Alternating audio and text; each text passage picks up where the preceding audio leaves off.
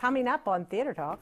Critics do respond now in their reviews to gossip, and there was a time when they would never respond to what was said about a show before. Theater Talk is made possible in part by the CUNY TV Foundation.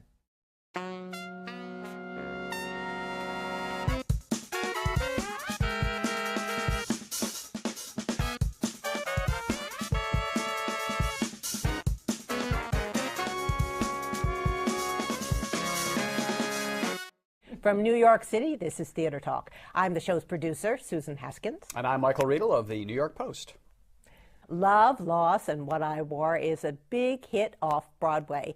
It's about women and their emotional attachment to their clothes.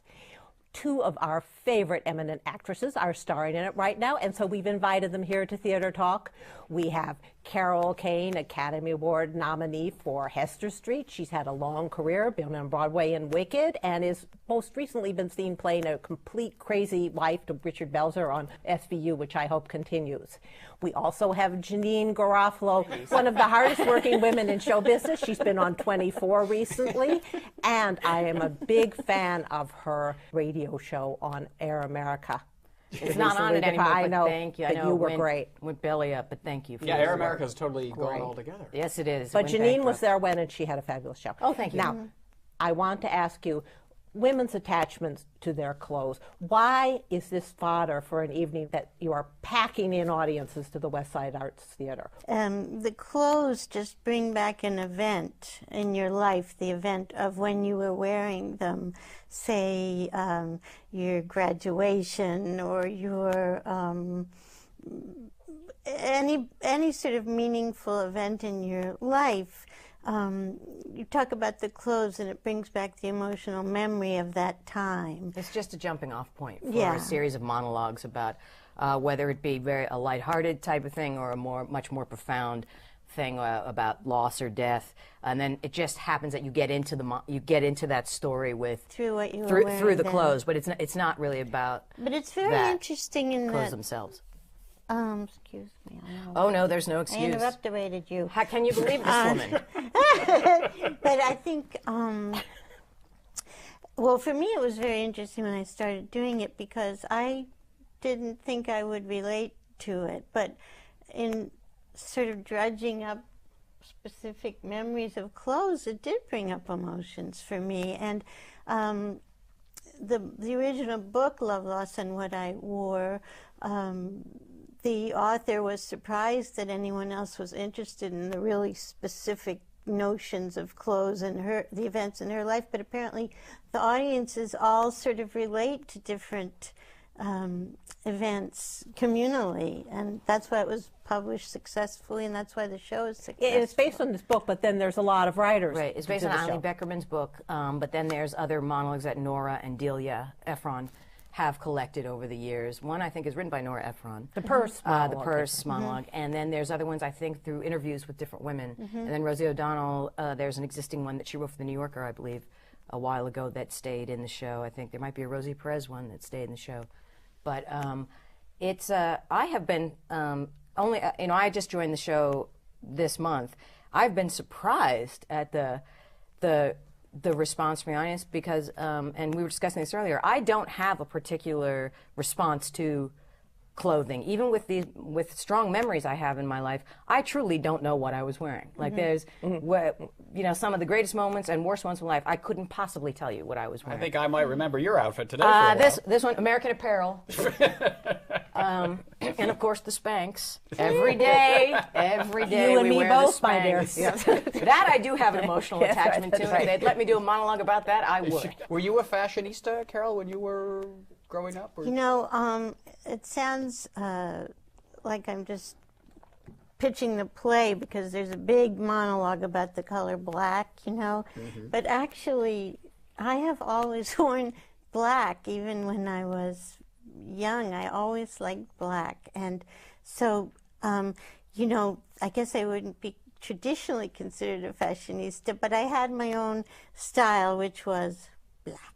We cannot say enough about the color No. black. But you know, when I was a girl, which was in the 50s, I was not allowed to wear black as a teenager. In the 60s, I was not allowed to wear black as a Really? teenager because it was absolutely, you could not wear black as a But teenager. I wore it in the 60s. I guess prostitutes wore Well, black. aren't or like the what- beatniks sort of into it? And then there, Audrey Hepburn had also yes. pre-beatnik, and then Yeah, there I wore it in was the the Joan Baez wore black, so I was Patti Smith. Well, they were, but I was a little teenager and I was still in the thrall of my mother. And, See, I have to say, I agree with you, though. I mean, I can't think, speaking as the only man on the panel, Yes. all the big moments in my life, not that there have been very many of them, but God, I'd be hard-pressed to tell you what I was wearing at the time. I got a new job or celebrated a big birthday or Even the recent death of stuff. a loved one. Or, I couldn't tell you what I was wearing. Do men come to the show, or is this really Occasionally. strictly for the girls? Occasionally, yeah. Yeah, Because- there's always a smattering. So they're dragged by the girlfriends to it, you get the sense? I think or? so. Well, we have very gay friendly. There's Yes. the gay gentlemen enjoy the hell out of it. Some of the spouses, not as much. But I've seen it 3 times now with different casts because we have see you? the cast changes every month, which is what's so wonderful. There's five women in it, and it changes every month. But it seems to be packs of women there with their friends. Yeah. I just astonishing. And a lot of Right. mother-daughters. Yes. Sometimes Yeah. I get a kick out of, oops, I hit my mic. I look in the audience when I'm not speaking and I see mother-daughter teams, and I really love it. You know, you can, because there are a lot of monologue stuff to do with mother-daughter relationships, and you see them experiencing it in the audience. Is it flexible? I mean, could you bring in a piece that you found somewhere about clothes and I try think it out? They would let you. You have to definitely have it vetted by Nora and Delia. Yes. And I was thinking about it once, and then I thought, do I really want to do that? Show some Nora Ephron and Delia Ephron something. I they were remember. thinking And of I like- thought better of it. Oh, you should just take off your sleeves and show your tattoos. That's a And no-go too. Not allowed to show them on stage. all right. No? Why? I don't never know why. There's a billion rules about that. In other projects I've done, it's just a no-go. I don't know why, but I'm frequently asked to cover them, like if I do episodic stuff or anything like that, or even in auditions, they'll say, make sure your arms are covered. Just because I think there's that idea that the casting director can't imagine if you didn't have them. Like, well, this character doesn't have tattoos. But she came in with tattoos.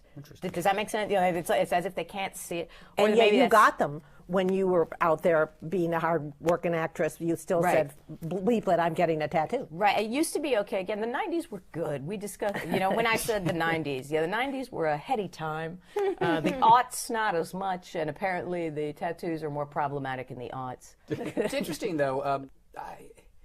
Just the whole notion of fashion, because I'm hardly fashion conscious myself. But do you think fashion is something that has become now this gigantic industry that's really manipulating people?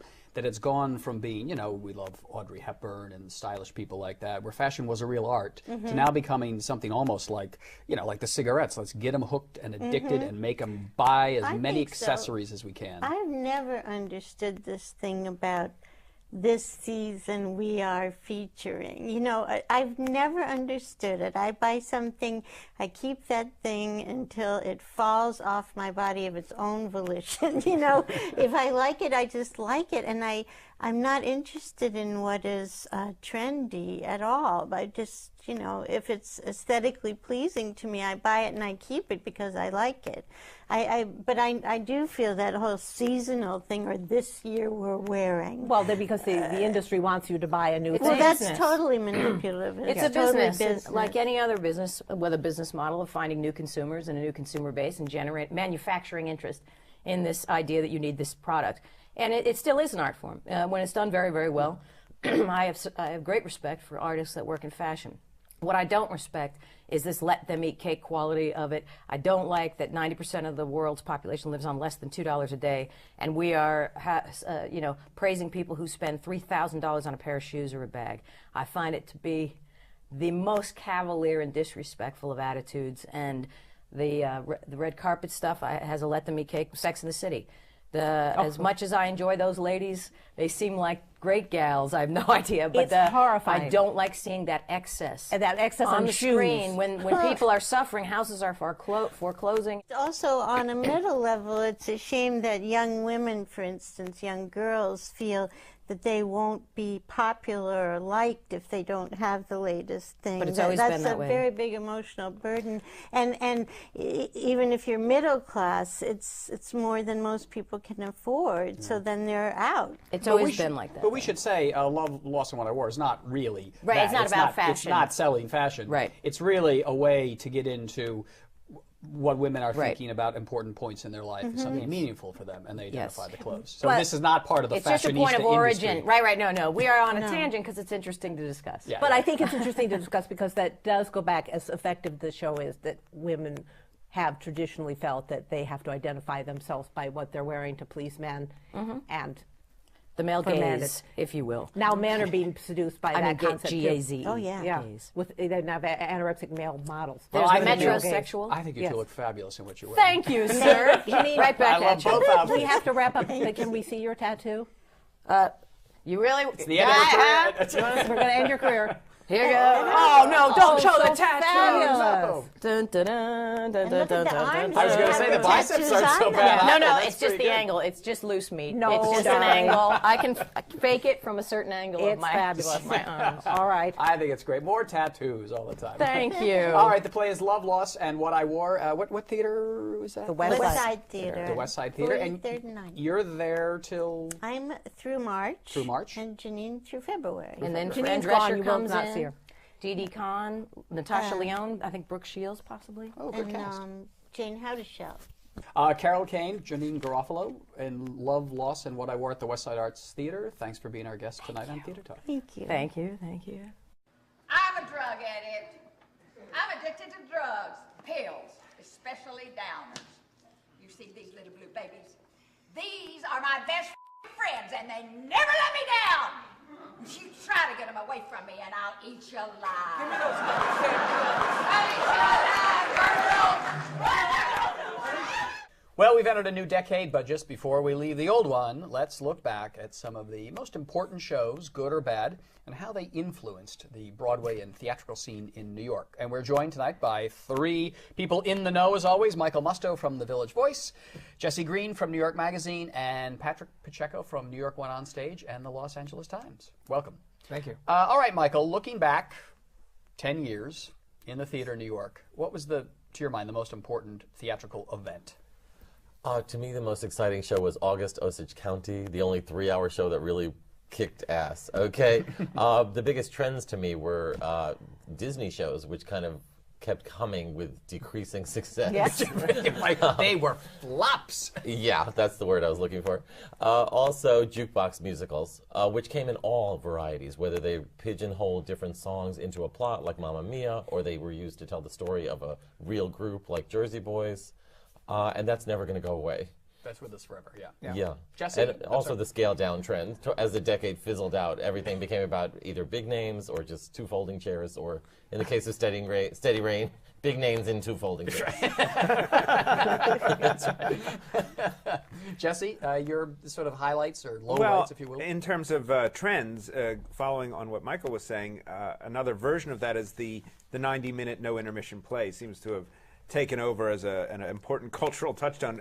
Despite August Osage County, I don't think you're going to see a lot of 13-person, three-story set, 3-hour shows going forward, because most of the shows that did make it did so by costing very little, as you said. And I think also we've seen, on Broadway anyway, the continuation of a trend that started earlier, but is now really established, that a lot of what comes in and is good has come from Off-Broadway or from the regional theaters. There's a lot less new production going on from just a producer going out there and finding a property. Being adventurous. Many playwrights are complaining that they can't even write plays that have more than 4 characters because no theater will pick it up. Let alone bring it to Let Broadway. alone bring it to Broadway. Yeah. And Patrick, looking back for that decade, Well, if I you think can remember? what we saw was stars coming to Broadway in increasing numbers. Stars always came to Broadway. to some extent. What was new about this is that younger stars, did. There used to be a trend where the Elizabeth Taylors, when their film careers were sort of over with, would then come to Broadway and star in The Little Foxes. Now you had everybody from Nicole Kidman to Scarlett Johansson, to Denzel Washington, Jeremy Piven, famously, coming because it was a mark on their resume, and it was peer pressure to some extent. Their peers were doing it, so they decided to do it. It was with disastrous results. Who was the worst? Who was the worst? I think the worst was Kelsey Grammer, because nobody wanted to see Kelsey Grammer as Macbeth. They want to see him as George. Yes, absolutely. Well, as long as we're on worst things, can we talk about a couple of the worst plays and musicals of the decade? Yes, that drove the whole industry into the ditch. Well, they were so bad that they couldn't even do that. I sat here at home, I was thinking, what is really impressing me about the 2000s in the theater? And I kept thinking of the play Primate.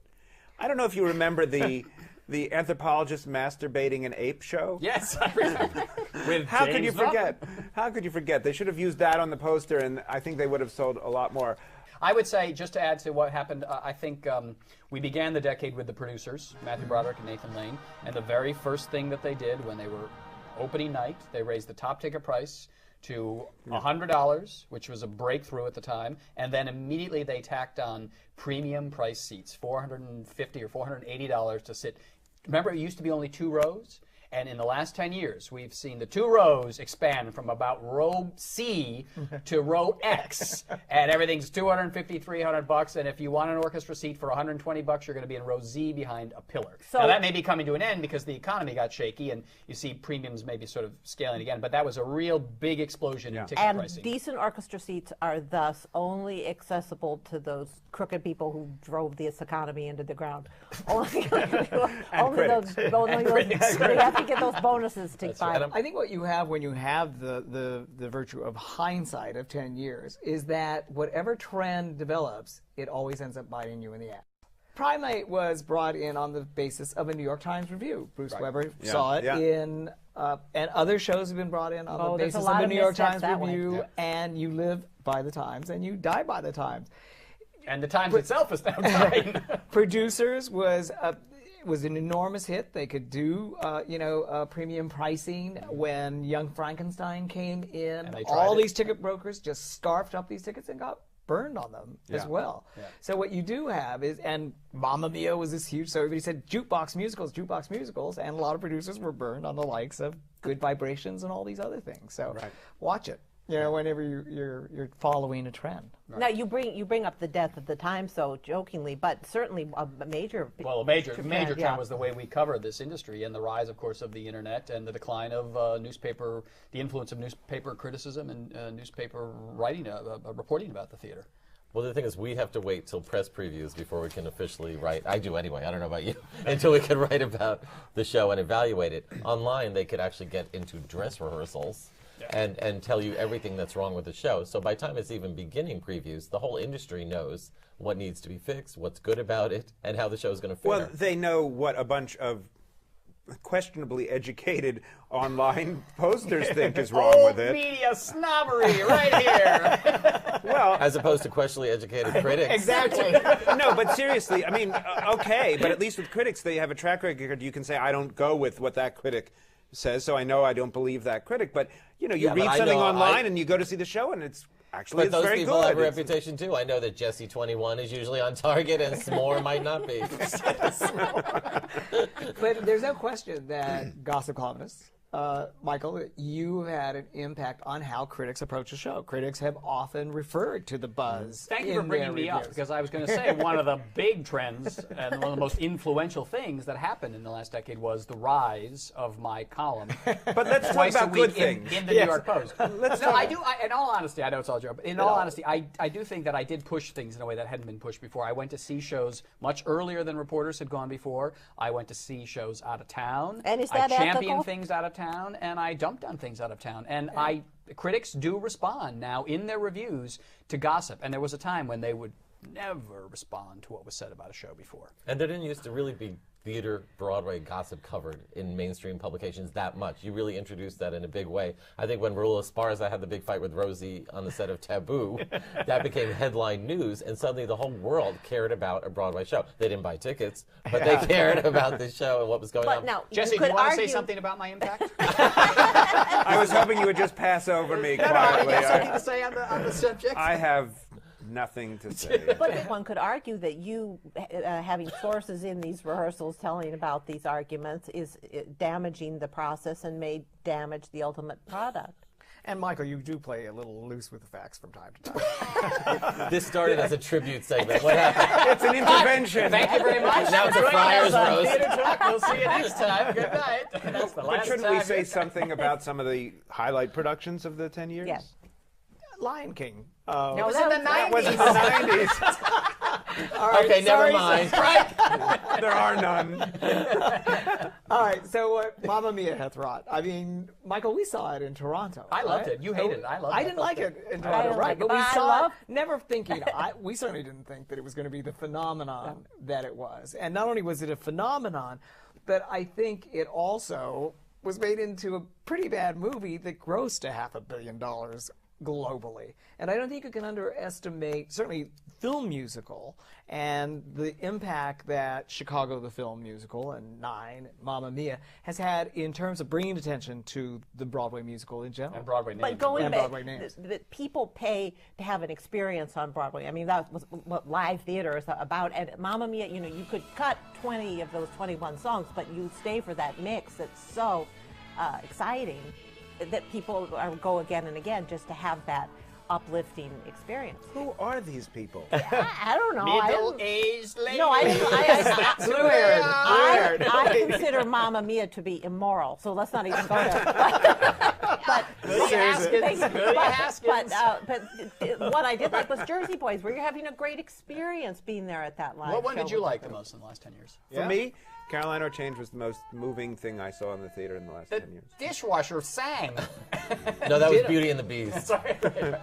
I have to go with Hairspray because it was an old-fashioned show, but it delivered. It was the new Bye Bye Birdie, I and agree it turned with out to be Hairspray, better too. than Bye Bye Birdie. I just want to say one performance, which I don't think I'll ever be able to forget, was Vanessa Redgrave in Long Day's Journey into Night Yes. with Brian I had that Denny. on my list, too. Yeah, Yeah. that was a really, you were really seeing a great theatrical artist at the top of her game, and arguably the greatest American play. It's so hard for me to do it up properly now. I can never find my glasses. My eyes are getting so bad. Your hair's all right, Mama. I was only thinking how well you look. That's just what I've been telling you. I'll never forget because it really gives you some insight into how a great actress like Vanessa Redgrave works. Brian Dennehy was in the play, had done it in Chicago at the Goodman Theater. And he thought, easy, I got it down. Got the lines down, I got the character down. And he said, from the first day of rehearsal with Vanessa, I knew I would have to throw everything out that I knew and start all over again because her performance was so vibrant, so difficult at first because she was feeling her way that he knew he had to go with her. And it was a very difficult rehearsal period, but the results were among the most exciting things I've ever seen on stage. In a musical vein, Patti LuPone in Gypsy was in 3 decades of seeing theater, or maybe more. It was the most exciting performance I had ever seen. And I would ditto Jesse on Caroline O'Change as well. The disappointment of the decade was that Stephen Sondheim did not have a hit good point, yeah. during the decade. Well, he And spent the entire 10 years working on Bounce. Well, I hope that we'll see it in this decade. I really hope that we'll see a great Sondheim musical because when you see revivals of his shows, they are peerless. And when you see a little night music, the idea of craft and whatever shortcomings this revival may have, when you see Hugh Wheeler's book married to his songs, wow. Oh, it's wonderful. It's wonderful. All right, so we got to wrap it up, but something that you wish to see in the next decade. Stephen Sondheim with a new show. Stephen Sondheim's success, commercial and critical. All right, Something we're looking forward to. Take a minute. Well, I'd like to see Primate again. Okay, there you are. You know, a performance I really loved was Hugh Jackman in The Boy from Oz. Not a great musical, but again, I'm going to compare him to Vanessa Redgrave. To have an artist, I agree, artist I who's agree. really up there interacting with the Absolutely. audience is so great. It's a very special thing, and we don't see enough of it on Yeah. Broadway anymore. Michael Musto? I thought you were going to skip me. No, we were expecting you to come up with one. We gave you time. You had a minute. I'm terrible at predicting. All right. I said No, Madonna. just something you'd like to see. Something I'd Laura, like to something, see. yeah. How about an original musical that's not a jukebox musical, that's not based on an old TV show? Fair enough. With Patti LuPone. Fair enough. I would only say, going back, I would love to see one last show from Tommy Tune, because we really have lost that wonderful director-choreographer era that Tune came out of with Bob Fosse and Jerome Robbins and Michael Bennett. Tune was the last of them, and he's been absent throughout the past decade, and I think his absence really is felt. I'd love to see one more great Tommy Tune show. And he did way better with 9 than they did in the movie version. No question about it. Yeah. So, all right, thanks, guys. We'll have you back 10 years from now. Jesse Creed from New York Magazine, Michael Musto from The Village Voice. Knife on the left. Fork in the back. No, Close enough. What's the book called? Fork on the left, knife in the back. All right. And Patrick Pacheco from New York One on Stage and the Los Angeles Times. Thanks. Waking Sleeping Beauty. Your movie coming out about the Disney Wars in the animation department in the 1980s. Which we saw and thought was It's a terrific. great movie. Terrific movie. Thank you. You can sign up for viewer updates at theatertalk.org. Or you can Twitter us.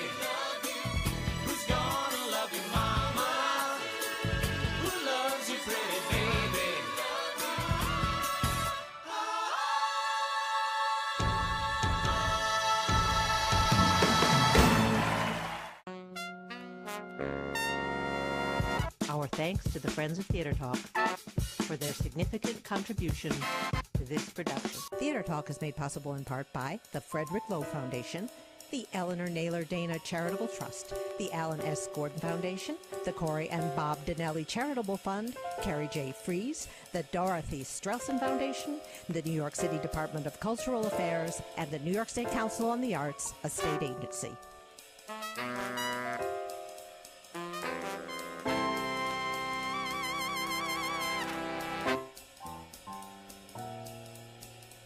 We welcome your questions or comments for Theater Talk. Thank you and good night.